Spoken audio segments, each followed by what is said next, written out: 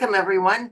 Welcome to our first meeting of the course called MOMS, and that is Learn to Manage a Moodle Site. Really excited about this course every time I give it. By the way, I don't offer it every year, so we're really grateful to you for joining us this year. There was a demand for the course, which is why I decided to include it in our annual Moodle MOOC for 2024. Moodle MOOC started in 2013 with Martin Dogiamis, who was a keynote speaker then, and it's been going on ever since. We used to have it 3 times a year, and then twice a year, and now it's once a year, every May. And we don't always offer the advanced Moodle manager of a Moodle course.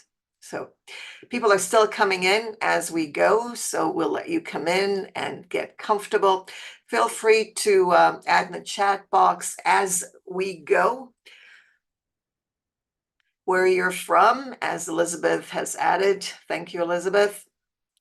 And anything else you'd like to add, feel free to use the chat box as a note taker. Add your notes and anything else you need. You can always get the chat at the end. So we've got Canada, we've got Italy, and we have sunny Florida. Hi there. And different time zones. So far, we've got 2. We've got Europe and North America. So we're going to get started. A little bit about me, for those who don't know. Nothing much has changed. For those who do know me, I have had different interests throughout my teaching career. Started out as an art teacher, actually, and then went on to be an EFL in the K-12, English as a foreign language, not second. And then later on in higher education, I've been doing this for over 40 years.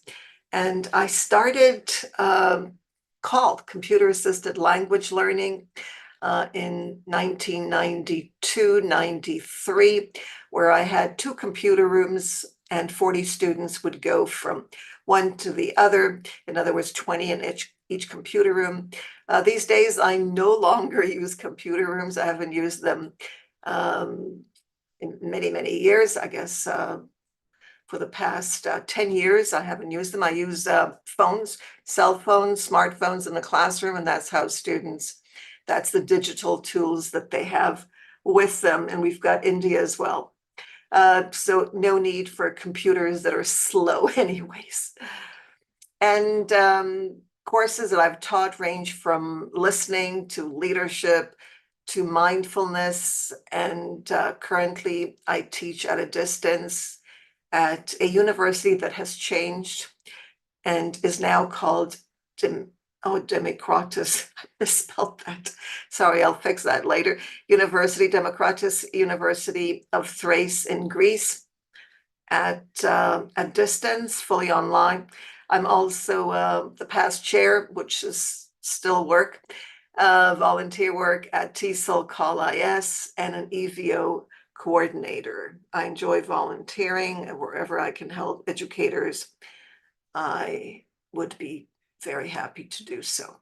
So our agenda for today is a little bit about my background, so a little more introduction, and my aspirations, teaching and learning methods that I use and that you will encounter, orientation, and the grading system that will be utilized in the course, profile, country, and time zone that you had to do in the orientation part of the course, screen recorders, video of the layout of the course. Let's get acquainted.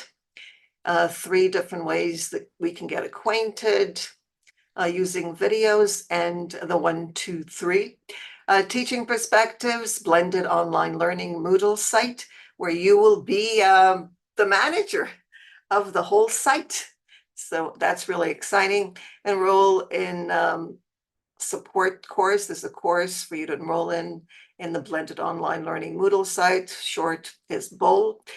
Site administration of a manager of the Moodle site, and of course, certificates and digital badges. I want to mention, before I get into my background, that I read your background and all the participants, because the enrollment method is called application. I don't know if you're familiar with it. Let me know in the chat if you're familiar with the enrollment method called application. So we've got the Pacific as well. Great. So are you familiar with an enrollment method called authentication, which is what I used in the course? In other words, not everybody can enroll. It's not open enrollment, so you're not familiar with it, but you will be familiar with it because you get a chance to view it in the in BOL. BOL is a 4.4, the latest Moodle site. You'll also have a chance to create a course. Actually, you're required to create a course, so you'll get a chance to add the application as your enrollment. Because I use the application form, it requires applicants to prove or to show that their request. Why do they want to join the course? So you had to answer set questions, which you did brilliantly. And it turns out that there are many administrators. The course is for managers, but there are actually many administrators in the course. Some who've had more than 10 years experience as administrators of a Moodle course. They are all, some of them are developers. So we've got quite a variety, diverse participants with lots of skills, different skills, and I'm sure together you will be able to collaborate and gain a lot. So I think that's exciting. And it also shows that there's a need for such a course, because many administrators, I'm also an administrator of 10 Moodle sites, 8 are mine, and I also administer others. I also install Moodle and actually manage my own server.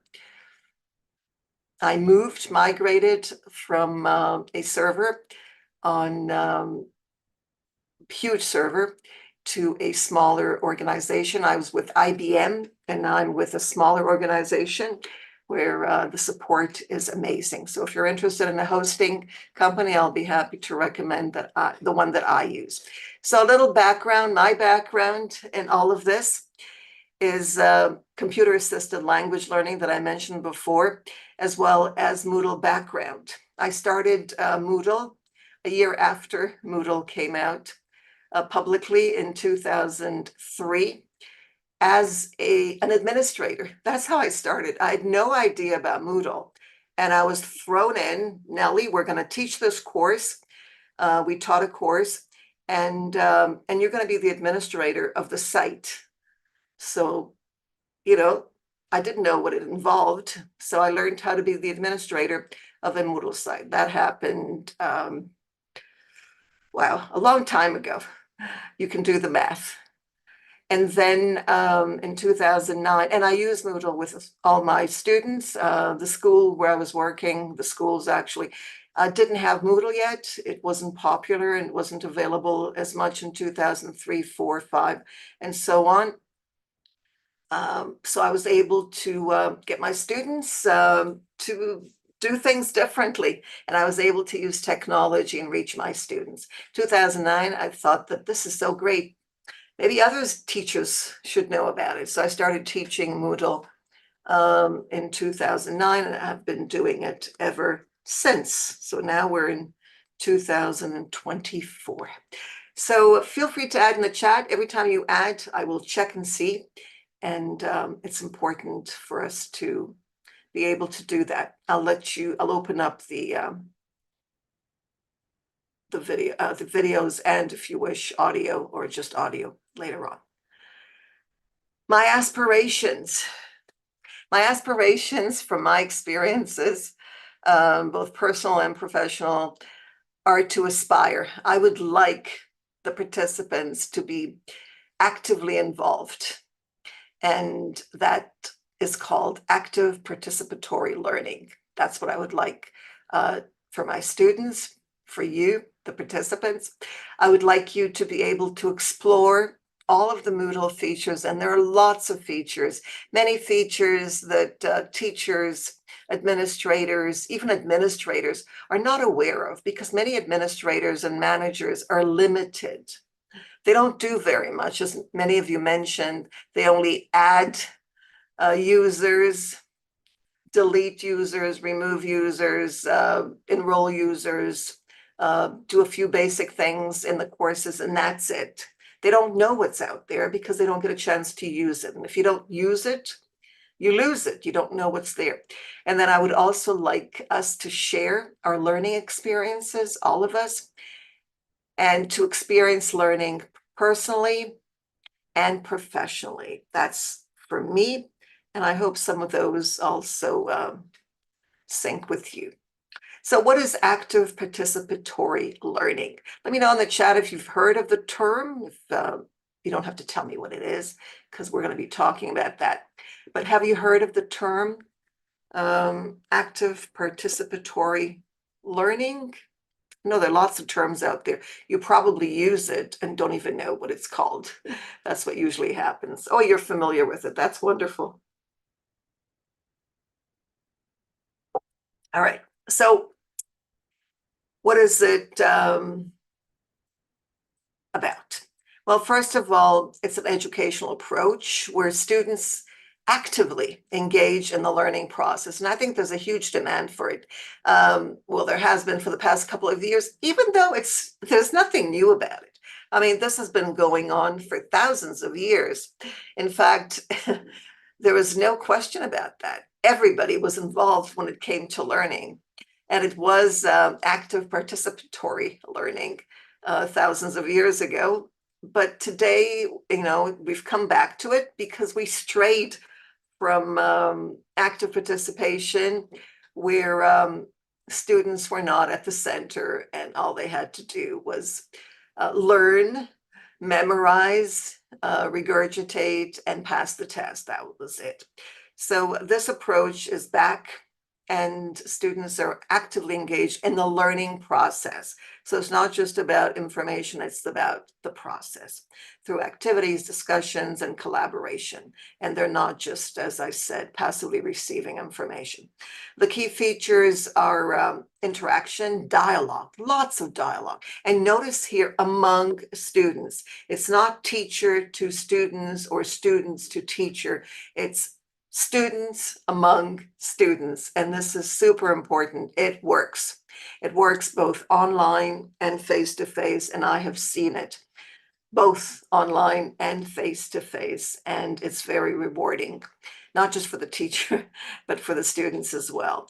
There are hands-on activities and projects, and it's all student-centered teaching methods with lots of reflections and critical thinking skills. And these are all developed. The benefits, of course, are that there's more understanding. So it's not just understanding at the level of what the teacher or the so-called expert expects, but it's understanding at different levels, the students understanding at their levels, which might not be the teachers or another students. It might just be unique to them, but it's still some kind of understanding that may go beyond, the teacher's initial expectation or the student's expectation or parents if they're involved, and retention. Lots of critical thinking and problem solving skills are developed. And this is important at any age, whether you're teaching young learners, adult learners, or even seniors. Critical thinking skills and problem solving can be developed at a very late age. And this is wonderful, I think, that we don't have to stop learning as long as we're active and doing something and not just sitting by and letting things happen to us, but we're manipulating the information. It encourages and motivation and engagement. And of course, collaboration comes as a result, and lots of communication, which is super important because we don't want our students or ourselves to just be communicating with the phone. We want to be communicating at other levels beyond our devices and messaging. Some examples you can see there: group projects, simulations, problem-based learning, and peer teaching, which is actually peer learning. And we'll talk about peer teaching now. So peer teaching and peer learning. The idea is that students teach one another. I've been doing this for a number of years. It is absolutely amazing. When you let students do the teaching, they become the experts. So it's not only you that's the expert, but they're experts. And sometimes they see things that maybe you didn't. It's not age related. This could happen with students of all ages. They have the abilities if given the chance. And that's the idea here too, so that you can sense what it's like to, you're all teachers, or if you're not teachers, I think everyone's a teacher because we all share information. But as teachers, what it's like and how it feels to actually teach one another, not just a classroom, but individuals, other teachers, adults. And the definition, of course, is there. You can read that. And discovery learning together, discovering as we go. And as I said before, what you discover may be something that your peers had no idea about, even the teacher. So there's no one expert. Everyone can contribute to the collective knowledge and gain so much from it. The focus is on reciprocal education, where students alternate and they go between being a student to being a teacher and vice versa. So they take both roles and they benefit.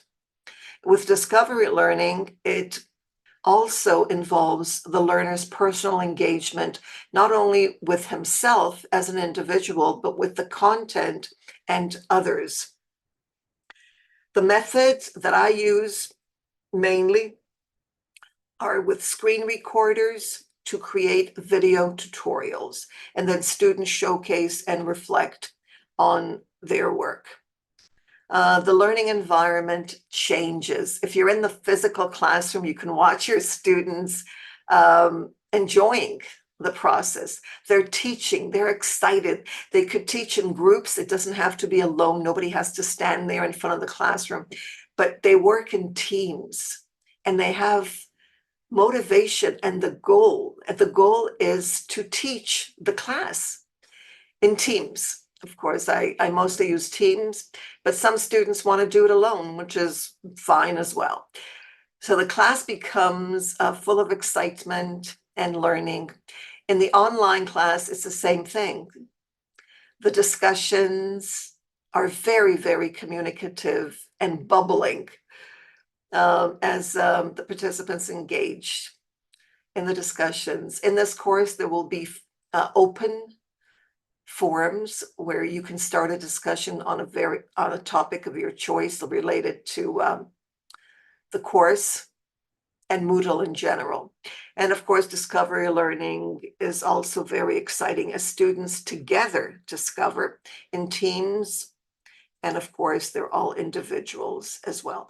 The approach uses social constructivism, and Moodle was built for that. It was built for constructivism.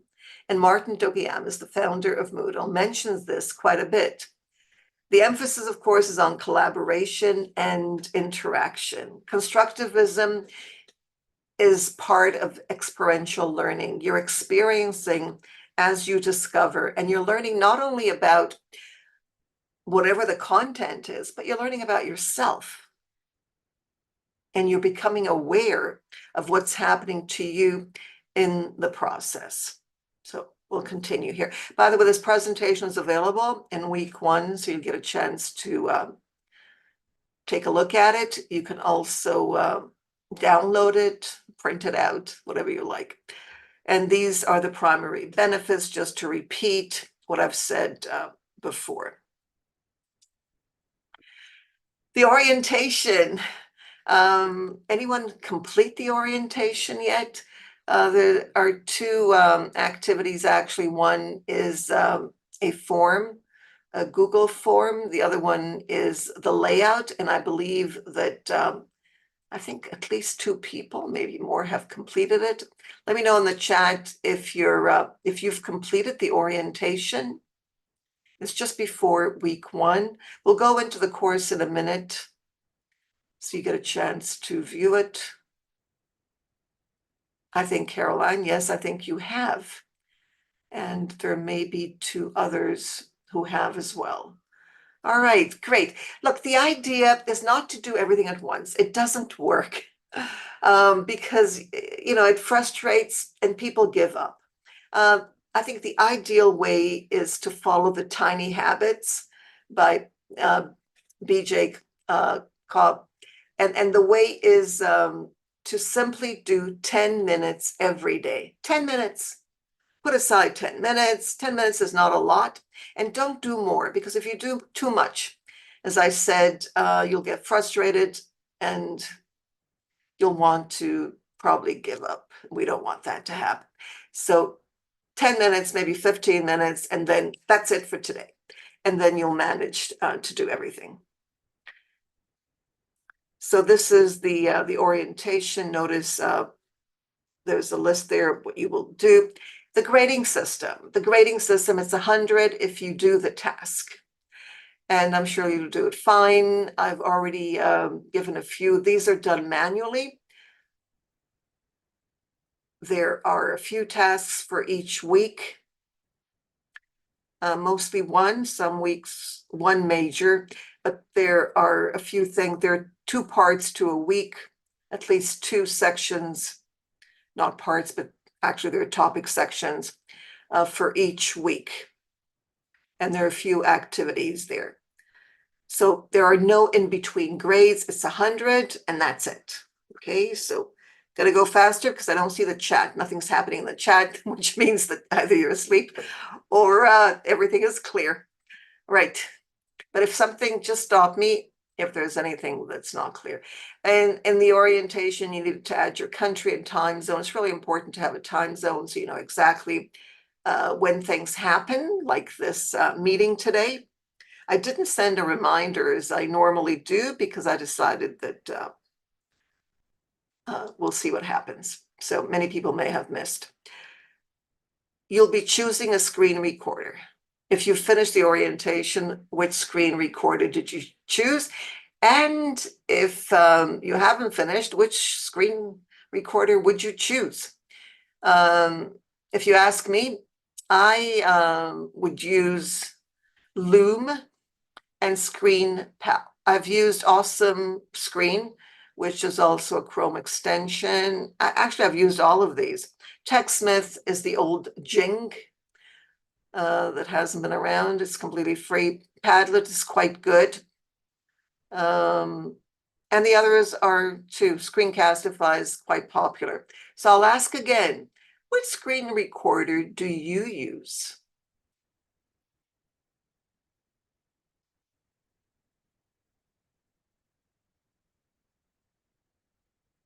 Right. Screen capture. That's great. Wonderful. I'm glad. Okay. Anyone else? If you want to use your phone, Loom is great for the phone, for the smartphone, but so is ScreenPal. But I think Loom may be easier. And you can use your phone for your work. It might not be as easy, but it's doable. Camtasia, yes. I also use Camtasia, by the way. I have ScreenPal. I have the Pro, but I get it for free. But I use Camtasia as well, and actually Camtasia is quite good, except with ScreenPal, it has a writing tool, and Camtasia has annotations that you do after. And with ScreenPal, you can use the editing tools, the annotations, during the videos while you're creating it, which I think is great. That's the only difference. Which is free. Everything is free, except, well, everything's free here. I don't share anything that costs money. Okay, so everything is free. All of these are free. This is a video, and you'll be able to play it when you open the presentation. Embed and watch. Why embed and watch in a Moodle course? Why not send your students or the participants to an external website? Why have everything embedded? And when I say embed, I mean embed the code. Why embed the code?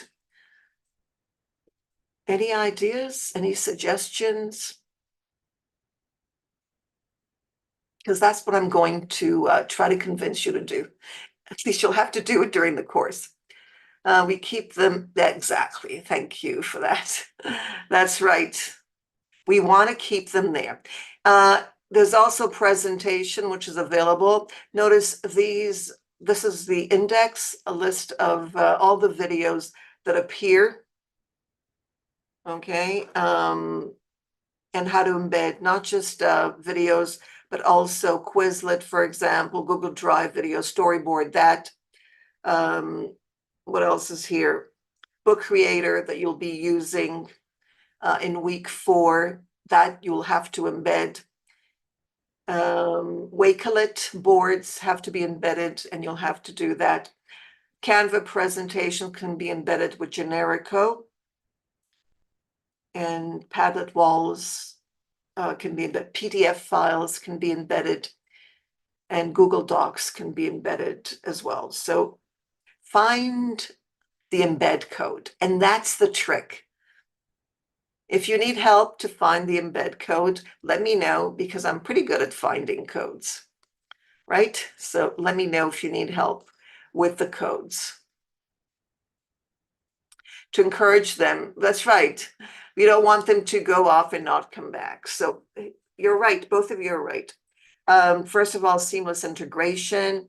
If you watch directly a video, for example, directly from the Moodle interface, it's a seamless learning experience. They're not going to, learning, whatever they're doing, is not going to be broken up when they go away and come back. And what happens when they go away? They might not come back. They may get distracted. They may find something more interesting, or something interesting that they hadn't seen. In other words, it's dangerous to have students go off, not just, I mean, of any age. I'm thinking of myself too. Send me off, and I'll find other things to do that might be related in the long run, but I'll lose my focus. And the idea is not to help students so that they don't lose their focus. Privacy and security is another reason, because going off, you might need to share your data, and you probably will, with external sites, and you have to be very careful. We don't want that to happen to our students. We do feel some responsibility, and we don't want that. Consistency as well. They expect everything to be in the course, and it will be in the course. Also, technical issues. You may send them off to another website or to a browser, and they may need to create an account, and they'll get confused.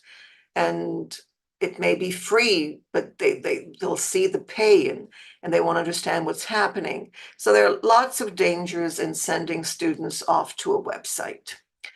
Also, is distractions, of course, and accessibility as well, because Moodle is quite fast, and there aren't any problems, but they may face issues with internet speed and other problems if they go off to another site. and their system might not be able to connect properly. So in the orientation, you will be using, you choose a screen recorder, and these are the instructions that appear in the course. And these are screen recorders once again, and you will showcase the layout. And I'll go into that in a minute. All your work is going to be showcased. You're going to demonstrate the process and the final outcome of whatever you do. You're going to be talking through the video as you discover and learn. And then you'll share it with everyone so we can learn from one another. And there are problems along the way. Nothing has to be perfect. If there are problems along the way, your videos, you will indicate it in your video. You will say, oh, there's a problem here. And then we'll be able to help you. And not just me, but others will also be able to watch your videos, learn, and find solutions if you've got problems or if you're stuck anywhere. So it's peer help. And then you can publish. Notice if you publish, if you take the MP4 from the screen recorder and you upload it to YouTube or Vimeo, you can simply paste the link and it'll be automatically embedded in Moodle. And I'm talking about Moodle 4.4. You can use the other placeholders like Streamable, Daily Motion, Dropbox, Padlet, and so on. But if you use the other ones, Edpuzzle, you'll have to embed. Remember, we don't want our students to leave, and I don't want you to leave either. We don't want anyone else to leave because your video sent them off. So this is your first video. It's in the orientation section. What do you see? And notice you will receive a grade.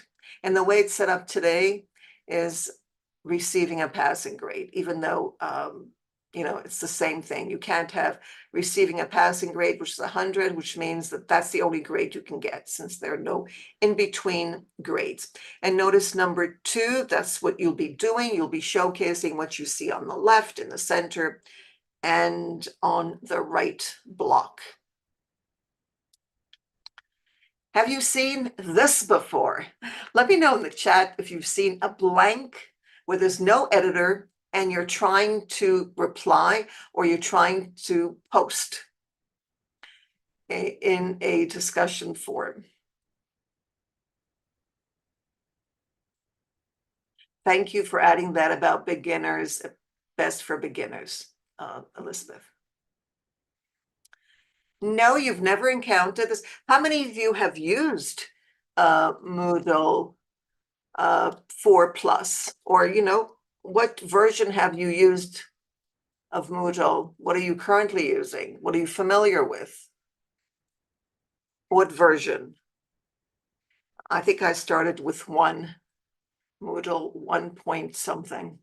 4.3, great.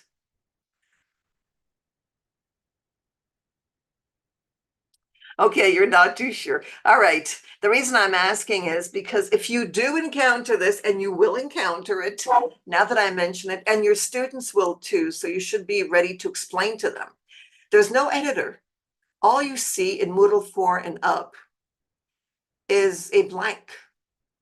Now you can add your text. You write your reply, you add your text, but you can add a link and it'll be hyperlinked automatically. It won't open in a new window, but it'll take you somewhere else, and we don't want our students to go somewhere else.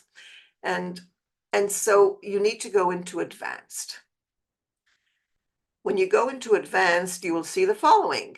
And I'm using TinyMCE, which is highly recommended because auto is out and Tiny is in as far as Moodle is concerned.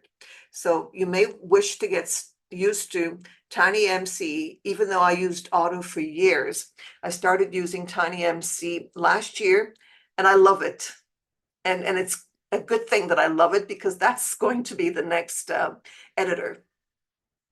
There may not be choice for very long, but right now you've got a choice. If you go into your preferences, there's a preference. You can choose which editor you want.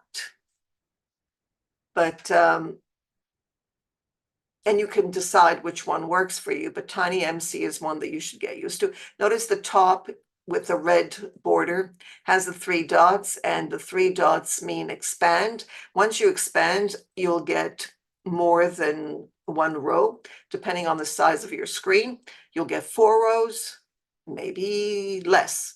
Okay, again, depending on the size, or you may get more. In any case, you'll be able to embed by going into, well, maybe you can tell me, how can you embed a code?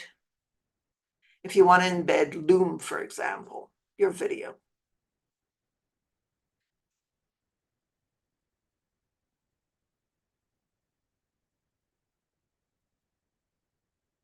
If you're using 4 point, yeah, it's not a good idea to move if you're in a school. I don't recommend moving into 4.4 yet.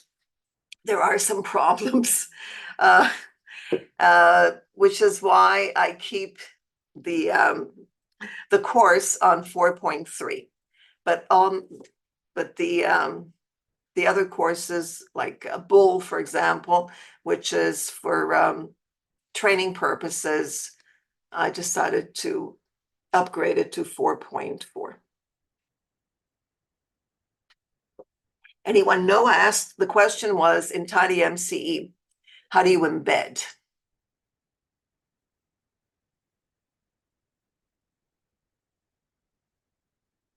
All right, remember, we want to add a code. You can try, you can make mistakes, but there's only one way to do it.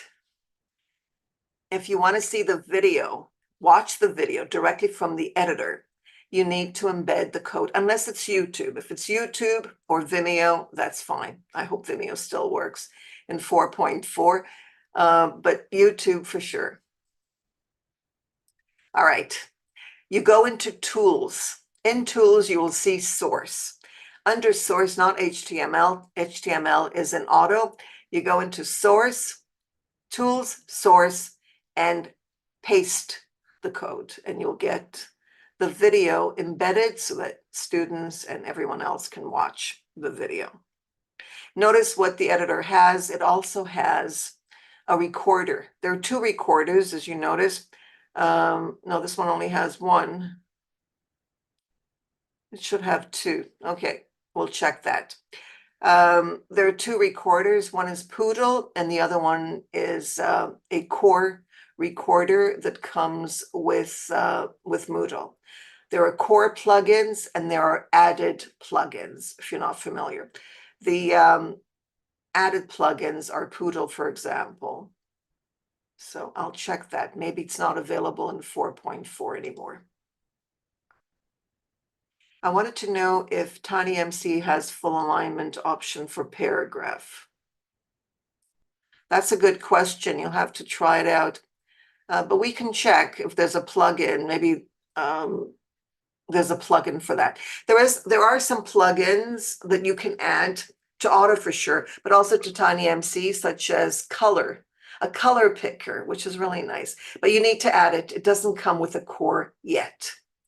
I'll check if, or you can check if that's available, and if it's on plugin. If you see any plugin that's compatible with 4.4 and you'd like to add it, let me know, because managers can't add plugins. Only admins can. That's one of the differences. So week 1, you'll be introducing yourself. Let me continue here. Using Voki DID or Vimeo video. If you want to embed Voki, you can do that. Let me know if you use Voki and you want to embed it. I'll give you a code so that you can embed it. Not a code for it, but I'll give you a code so that you can do that. If you're interested in using Voki, let me know. If you want to do DID, you can embed DID and also video. For the audio, you might want to use Vakaroo or something else so that you can add it to DID. Please add your voice and not text to speech. These are 3 ways to get acquainted with explanations. That's also on the site. The information that I'd like, since we're not only doing things for professional purposes, we're also combining them with personal engagement and personal reflections. one can't go without the other. So personal introductions, you don't have to get too personal, just a little bit about your hobbies, interests outside of teaching or whatever career you have. You can discuss your career. What are you involved in the professional background? So it's 1, 2, and 3 is here. Wait, 1, 2, 3, where you can add more information. Notice that background is 1 bit of information, interest 2, and expectations are 3. It's interesting, and it'll be interesting for you, but also for me to see how your expectations change, in what way, because I'm sure they will. But it's important for you to have something at the beginning, at least to look at and think about, and then see how it compares to the end. Teaching perspectives. How many have used teaching perspectives in the past? Okay, Joanne, so I will give you a code so that you can get the embed code. All right, thank you. I'll add that for everybody. If one person wants it, I'll add it for everyone. So you should see it after the session is over. So thank you for letting me know. Anyone use teaching perspectives?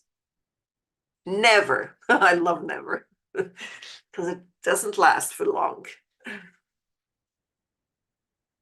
So you'll get a chance. All right. Teaching perspectives is an inventory to find out what kind of teacher you are. Now, everybody's a teacher.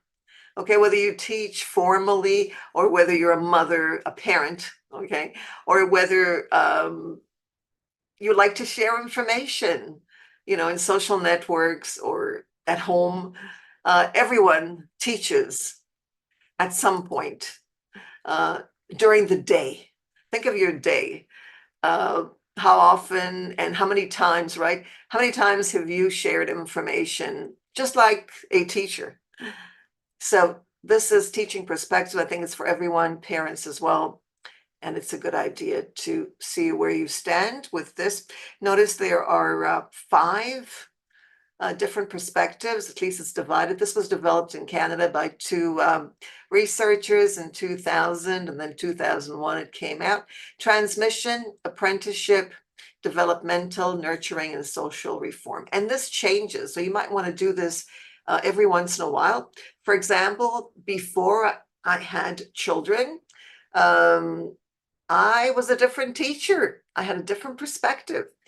And when my children were born, at the beginning, I was a different teacher. And then when they grew up and they were students themselves, I was a different teacher again. And I became more nurturing. I lost my social reform, and you'll find out what each of these are. Less of a social reform, teacher perspective, but many teachers starting out have the social. You'll find out which is your greatest, okay, which is the highest, how do they divide, and so on. So it's interesting to learn about ourselves. I'm looking at the chat there. That's in week 1.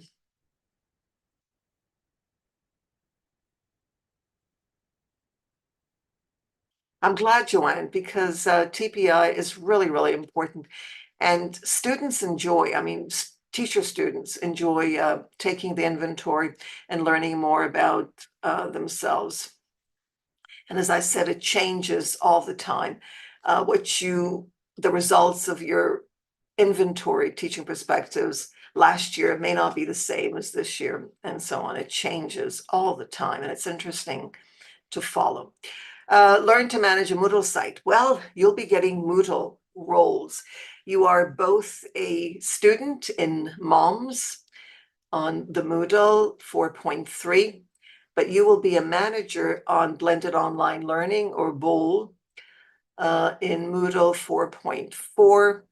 You'll also be able to view the administration as a manager, and you will learn through discovery, peer-based learning. This is how you log in, the same way that you logged into Moodle Integrating Technology, Moodle for Teachers. You choose, and by the way, which one did you choose? How do you log in?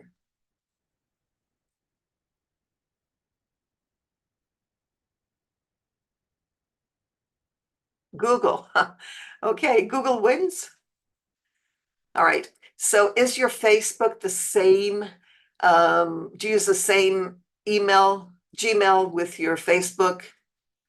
If it's the same, you can link your by going into your profile.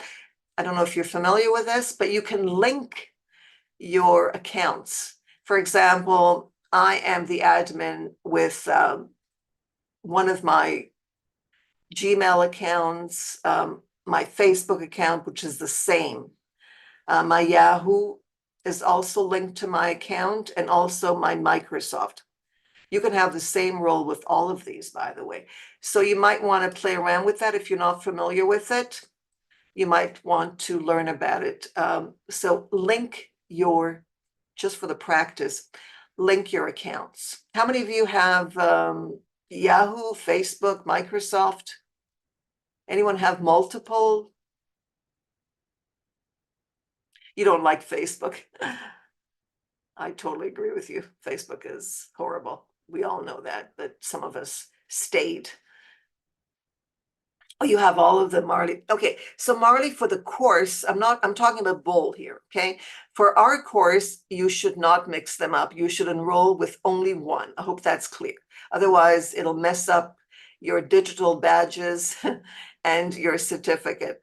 I'm talking about bowl. On bowl, you can link your accounts, and you should. Okay, you only have Google. Do you only have one Google account? Because I have multiple. I have so many that I'm embarrassed to share how many I have.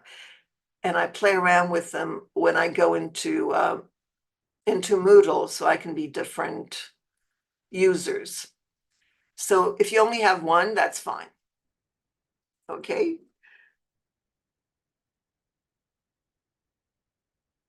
Oh, right. So you have it. Okay. So you have others. So feel free to use them. Okay. Link them in your, as a manager.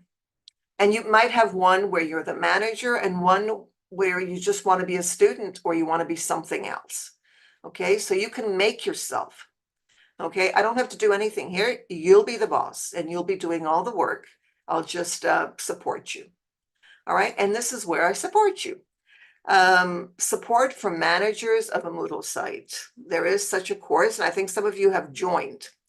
There was an application to join because not everybody can join, only those who are taking the course, Learn to Manage a Moodle Site, can actually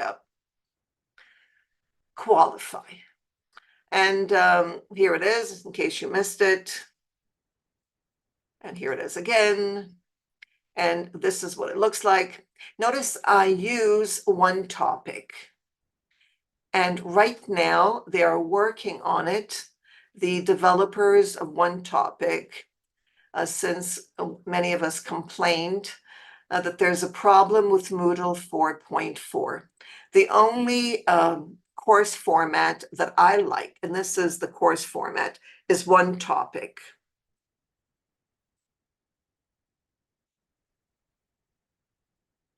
Okay, so one topic is the name of the course format.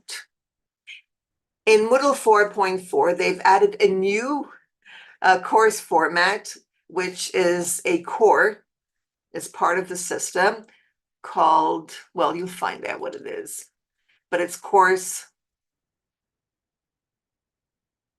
Okay, and it's quite interesting. You'll be able to have a chance to use it.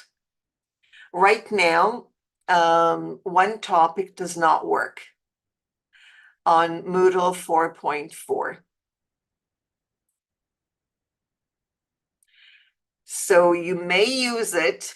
The only problem is you cannot edit the sections.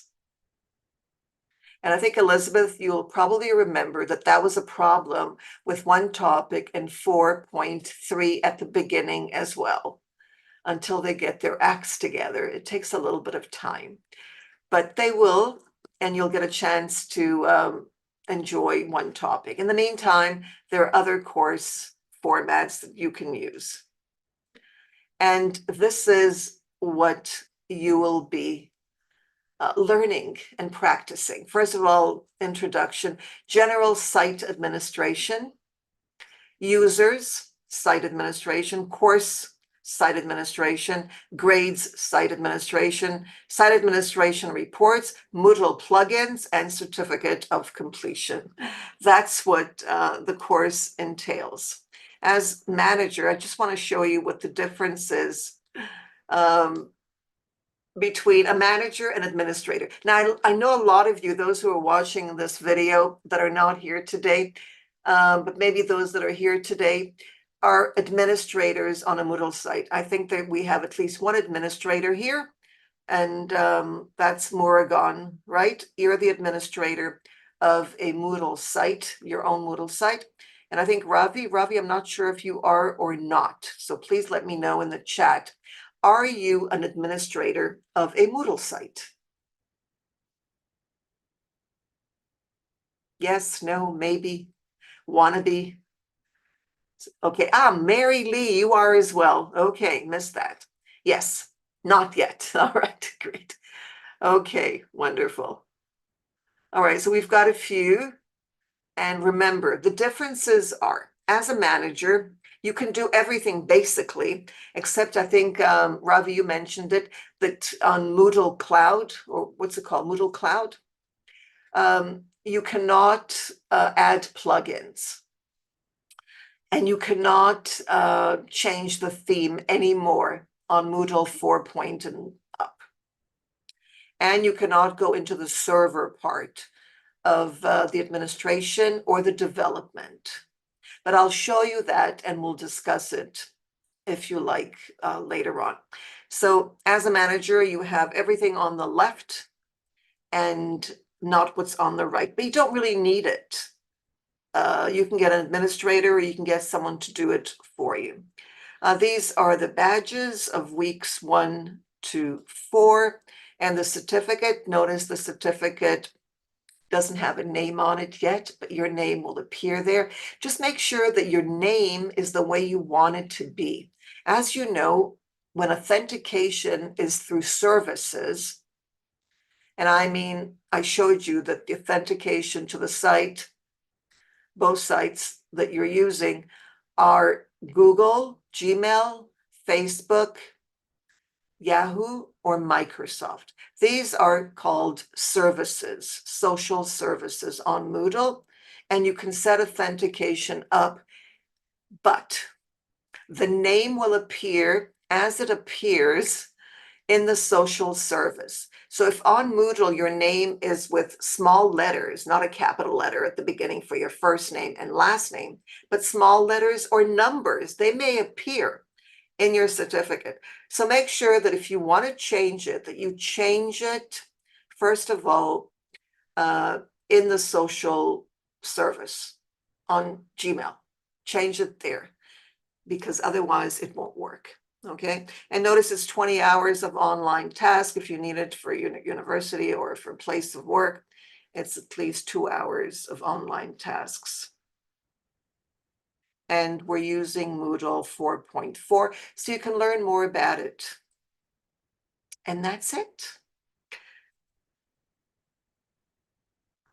Let me know if you have any questions. I am going to try to go into the site to see if there are any questions.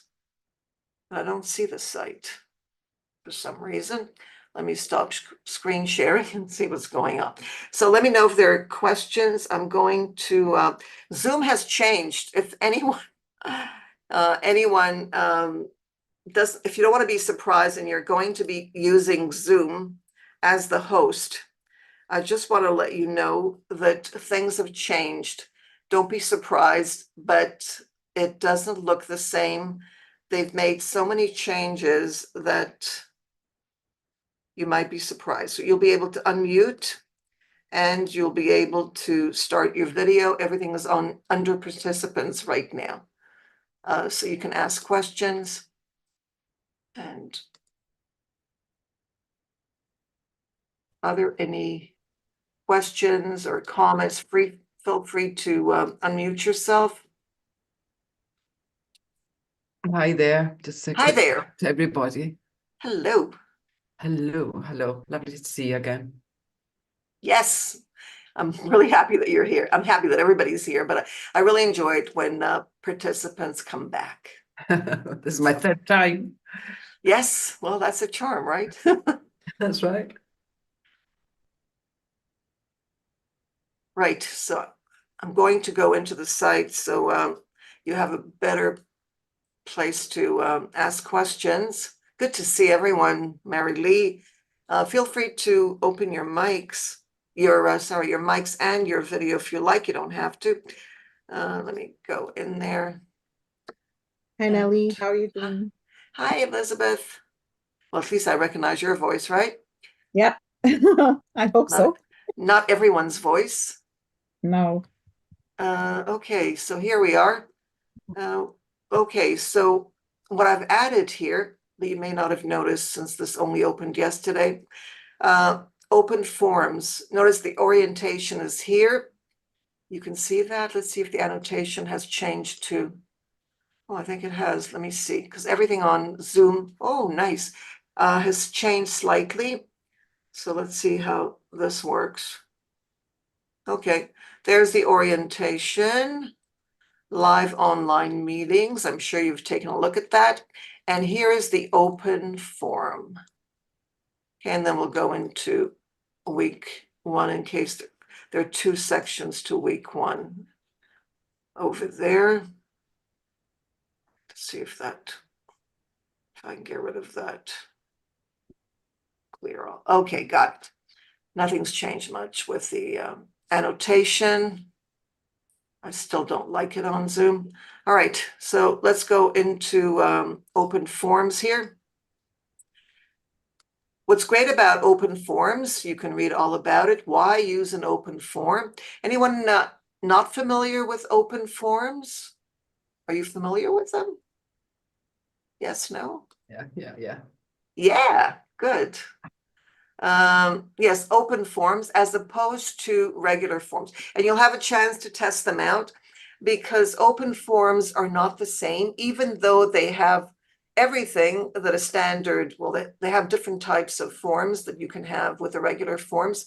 But the only difference is that it allows when you can read all about the differences between open and the standard. I don't have to tell you. And then here, notice it's a chance to initiate a new discussion and also to reply and subscribe to the discussions as you would have before. But it is slightly different in that, notice the managed subscription is there. Notice what it looks like. Okay, there's the blank. Okay, that's what I was talking about. So you might say, oh my gosh, it's blank. You add your subject, you add whatever you want to add, and then you need to go into advanced editor and additional options. Now, in the form, in the regular form, they don't add this information. You just have advanced. Here they've added it, which means that it makes it more inducive to participants to realize that, oh, there's an editor, and I hope it comes up because I'm screen sharing. And when you screen share on Zoom, things don't always show up at the same time as they would. But there is an editor here, trust me. It's going to take a while for it to come up, but it will come up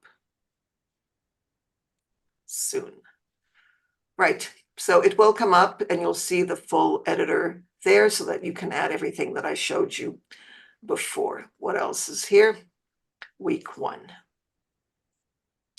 In week one, notice I'm in as a student as you. And these are all the activities that I mentioned. That's the first part.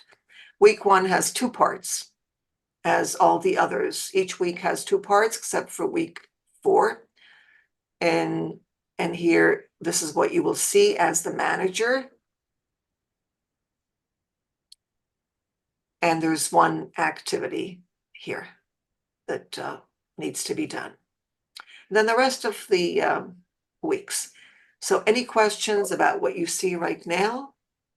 If you want to know on the left, but I think you're familiar, all of you are familiar with Moodle 4.3. Caroline, you might not be, so you're not familiar with the left I don't don't think- remember. I No, don't no, remember it what wasn't. version it was the last time. No, I can tell you it wasn't. Mm. Because I see the differences. No, this came at 4 point something or other. I don't remember, 4.2. Anyways, it's a wonderful feature. They tried to make Moodle only 2 columns, 2 blocks, and then they've added the index, which is wonderful. You get a chance to take a look at that. You can also close it up. Notice if I go into overview, I'll be in overview. There's only one. Notice it's black now. If I go into live online meetings, it'll go into live online meetings in the center. So it's black here. And I know where I am. So it's a good way to go back and forth instead of going through the middle. You can also use the left. The right hasn't changed very much. It's the same. Okay, this is the completion progress. I'm sure everyone's familiar with it. Notice I'm in as a student, but I've done something here so that it turned baby blue. Otherwise, it's royal blue. Things that I still have to do. The meetings, notice, are on Friday. Is Friday a good day? Because I think it's not. The only problem is that this weekend I couldn't do it any other day but Friday. But if you prefer Saturday, next week, no, not next week, yes, Saturday, would that be better for anyone here? I don't really mind. Oh, okay, It's so- evening. This evening for me here, it's okay. Oh, okay. Fine. Saturday, Sunday, whenever it suits Oh, anybody. okay, I don't right, mind. right. Okay, well, you can add that in the support if you have any preferences to changing it. After 1 on Friday is good. So we're not after 1. So this wasn't very good for you. That's what you mean, Elizabeth? Well, You yeah, prefer- because I'm driving, so I've got to pay Exactly. attention to the road and I'm listening to you and it's kind of like. Okay, all right. I get So, off okay, at so 12 that's, on, okay, fine. So if I move it of Friday to 1 o'clock might not work for the Far East for our participants in India, right? That would be in the middle of the night for them. So maybe Saturday would be better. Would that suit you, Elizabeth? Saturday, perhaps? There's Saturday mornings. Okay, fine. So, because we will have it at 10, but 10 my time, but it depends. Fine with me. Okay. 10 is good. So that's the Zoom. I can change that even though they're recurring. And then the second part I've showed you. So I think that's it. We've looked at everything and